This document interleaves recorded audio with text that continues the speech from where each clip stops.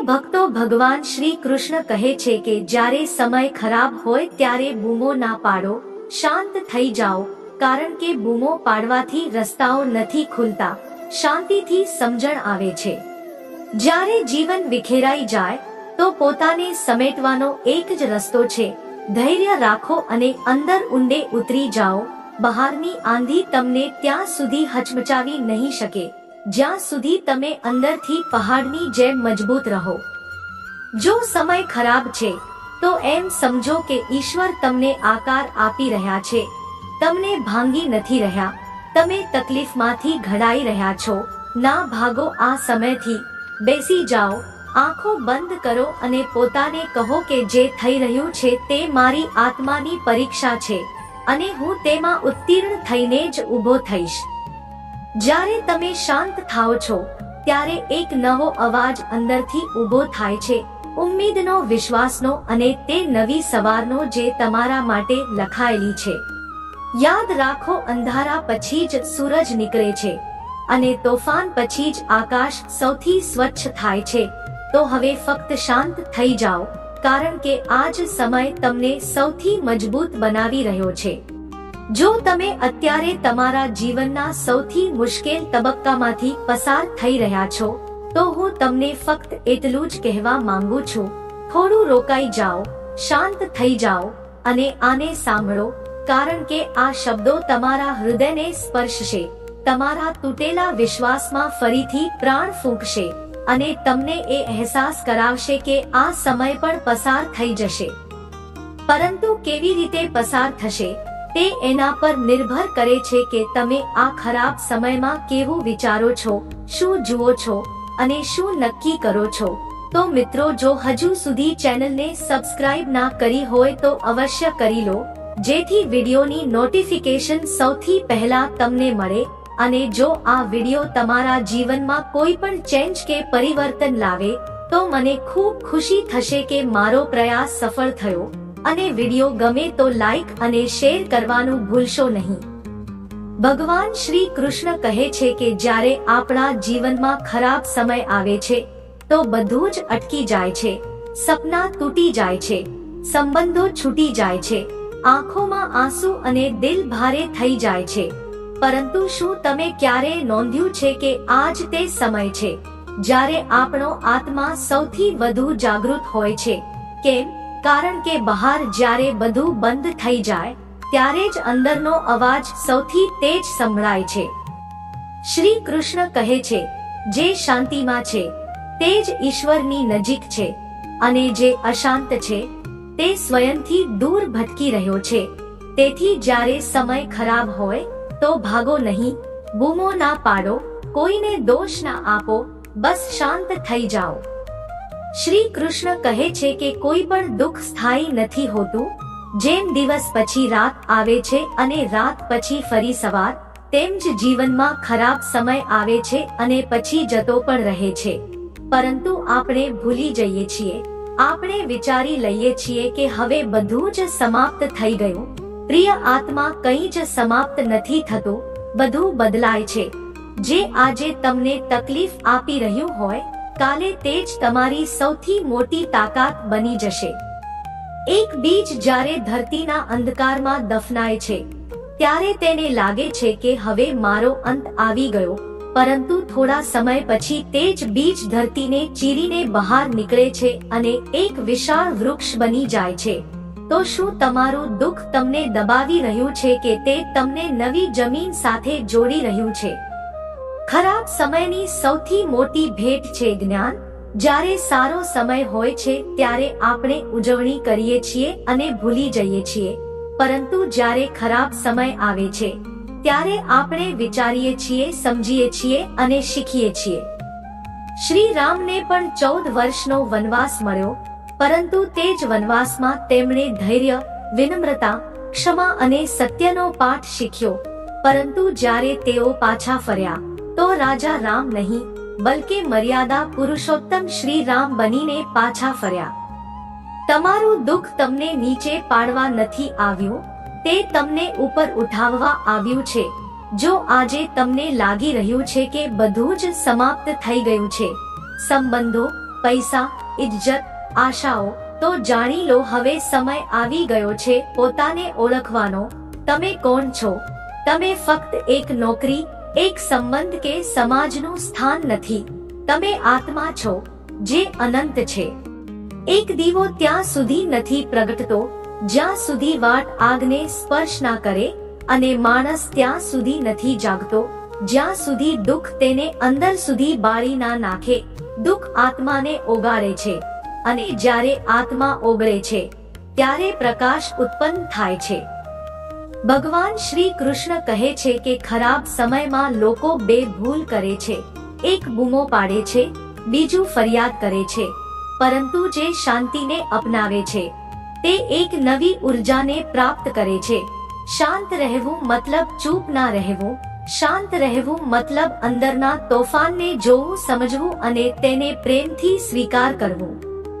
ભગવાન બુદ્ધે કહ્યું, જેણે શાંતિને મેળવી લીધી તેણે આખું બ્રહ્માંડ જીતી લીધું. તેથી જ્યારે સમય તમારી વિરુદ્ધ હોય તો તમે તેનાથી વિરુદ્ધ ના થઈ જતા, બલકે શાંત થઈ જજો. સમય હારી જશે, તમે નહીં. તમારી પાસે ભલે આજે પૈસા ના હોય, સંબંધો ના હોય, સહારો ના હોય, પરંતુ જો આત્મબળ છે તો તમારી પાસે બધું જ છે. શ્રી કૃષ્ણે કહ્યું છે, જે પોતાના આત્મબળ પર ઊભો રહે છે તેને કોઈ ડગાવી નથી શકતું. જ્યારે અર્જુન યુદ્ધથી ગભરાયો તો કૃષ્ણે તેને આત્માનું જ્ઞાન આપ્યું. કહ્યું, આ આત્મા ના મરે છે, ના બળે છે, ના કપાય છે. આ અજર અમર શાશ્વત છે. તમારો આત્મા પણ અમર છે, તો શા માટે ડરો છો? શું તમે ભાંગી પડ્યા છો? શું તમને લાગે છે કે હવે કંઈ નથી બચ્યું? તો જાણી લો હવે ઈશ્વર તમારી ખૂબ નજીક આવી ગયા છે. ઈશ્વર ત્યાં નથી આવતા જ્યાં ઘમંડ હોય. ઈશ્વર ત્યાં આવે છે જ્યાં એક ભાંગેલું મન પોકારે છે. શ્રી કૃષ્ણે પણ એ જ કહ્યું, જ્યારે જ્યારે ધર્મનું નુકસાન થશે અને અધર્મ વધશે ત્યારે હું પ્રગટ થઈશ. પરંતુ તેઓ પ્રગટ કેવી રીતે થાય છે? ક્યારેક એક વિચાર બનીને, ક્યારેક એક આશા બનીને, ક્યારેક કોઈ પોતાના શબ્દો બનીને, અને ક્યારેક તમારા આત્માનો અવાજ બનીને. તમે જેટલા સમય સાથે લડશો તે એટલો જ તમને પરેશાન કરશે. પરંતુ જ્યારે તમે કહેશો, હે સમય, હું સમજુ છું, તું પણ મારો શિક્ષક છે, ત્યારે સમય તમારો શત્રુ નહીં મિત્ર બની જશે. જેને તમે આજે ખરાબ સમય કહી રહ્યા છો તે જ કાલે તમારા જીવનની સૌથી કિંમતી ઘડી બની જશે. કારણ કે તે જ તમને શીખવાડશે કે સાચી ખુશી શું છે, કોણ પોતાનું છે અને કયો રસ્તો સાચો છે. ભગવાન શ્રી કૃષ્ણ કહે છે કે જ્યારે કોઈ સાંભળનારું ના હોય તો આપણા આંસુ જ ઈશ્વર સાથે સંવાદ કરે છે. તેમનાથી શરમાશો નહીં, છુપાવશો નહીં, રડી લો, પરંતુ ફરીથી ઊભા થાઓ. કારણ કે રડવાથી હૃદય હળવું થાય છે, અને જ્યારે હૃદય હળવું થાય છે ત્યારે તેમાં વિશ્વાસનો દીવો પ્રગટે છે. પ્રિય આત્મા, શ્રી કૃષ્ણે અર્જુનને કહ્યું હતું, સુખ દુઃખ, લાભ હાનિ, જય પરાજય આ બધું ક્ષણિક છે. તેને સહન કરો અને આગળ વધો. તમારું દુઃખ સ્થાયી નથી, તમારો ડર સાચો નથી, તમારી હાર અંતિમ નથી. જે આજે તૂટી રહ્યું છે તે જ કાલે જોડાઈને મજબૂત થશે. બસ તમે શાંત રહો, કારણ કે જ્યારે મોજા ઉછળે છે ત્યારે નાવડી કિનારે નથી લાગતી, પરંતુ જ્યારે મોજા શાંત થાય છે ત્યારે દરેક દિશા સ્પષ્ટ દેખાય છે. તો શાંત રહો, બધું ઠીક થઈ જશે. કારણ કે આ સમય પણ પસાર થઈ જશે. આજે તમે જ્યાં છો ત્યાં રહો, તે અંધકારને જુઓ, મહેસૂસ કરો, સ્વીકાર કરો, કારણ કે આ જ અંધકાર તમને પ્રકાશ તરફ લઈ જશે. જે સમય આજે ખરાબ છે તે જ કાલે તમારું ગૌરવ બનશે. તમારે ફક્ત એક કામ કરવાનું છે, શાંત રહીને વિશ્વાસ જાળવી રાખજો, કારણ કે ઈશ્વર તમારી પરીક્ષા લઈ રહ્યા છે, અને જે પાસ થઈ જાય છે તેના માટે કંઈક એવું બને છે જે આજે તમે વિચારી પણ નથી શકતા. બહારની દુનિયા તમને ભટકાવી શકે છે, પરંતુ તમારું સાચું માર્ગદર્શન તમારી અંદર છુપાયેલું છે. તમે જ્યારે શાંત થઈ જાઓ, જ્યારે શ્વાસનો અવાજ સંભળાવા લાગે, ત્યારે તમારો આત્મા બોલે છે, તે કહે છે બધું પસાર થઈ જશે, દુઃખ પણ દર્દ પણ આ દ્વાર પણ, બસ તમે રોકાઓ નહીં, તૂટશો નહીં. ધૈર્ય કોઈ કમજોરી નથી, તે સૌથી મોટું સાહસ છે. જે વ્યક્તિ સૌથી મુશ્કેલ સમયમાં પણ પોતાના પર સંયમ રાખે છે તે જ જીવનનો અસલી યોદ્ધા હોય છે. ઈશ્વર તમારી દરેક પોકાર સાંભળી રહ્યા છે, પરંતુ તેઓ ઈચ્છે છે કે તમે પોતાની શક્તિને પહેલા પોતે ઓળખો. દરેક જવાબ તમારી અંદર છે, બસ તમારે પોતાની અંદર ઉતરવાની હિંમત કરવાની છે. તો હવેથી જ્યારે પણ જીવન તમને થકવે તો બેસી જાઓ, થોડી વાર આંખો બંધ કરો અને પોતાની અંદર ઉતરી જાઓ. જુઓ, ત્યાં એક દીવો પ્રગટી રહ્યો છે, ઉમ્મીદનો, વિશ્વાસનો, ઈશ્વરનો. ત્યાંથી જ તમારી નવી સફર શરૂ થશે, ત્યાં જ તમને તમારું સત્ય મળશે. જ્યારે સમય તમારી વિરુદ્ધ હોય ત્યારે હાર ના માનો. યાદ રાખો, અંધારી રાત પછી જ સૂરજ ઉગે છે. આ સમય તમને તોડવા નથી આવ્યો, ઘડવા આવ્યો છે.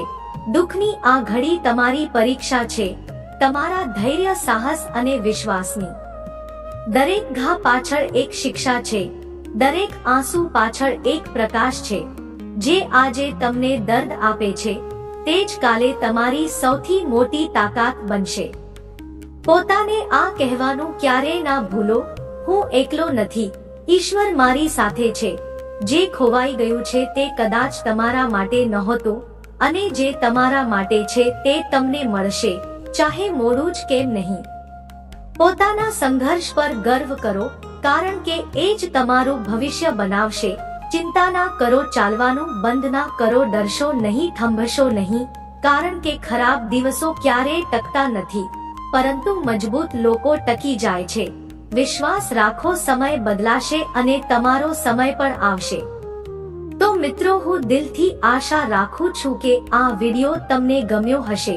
જો ગમ્યો હોય તો પોતાના મિત્રો અને પરિવાર સાથે શેર કરો અને ચેનલને સબસ્ક્રાઇબ કરવાનું ભૂલશો નહીં. જય શ્રી રાધે કૃષ્ણ.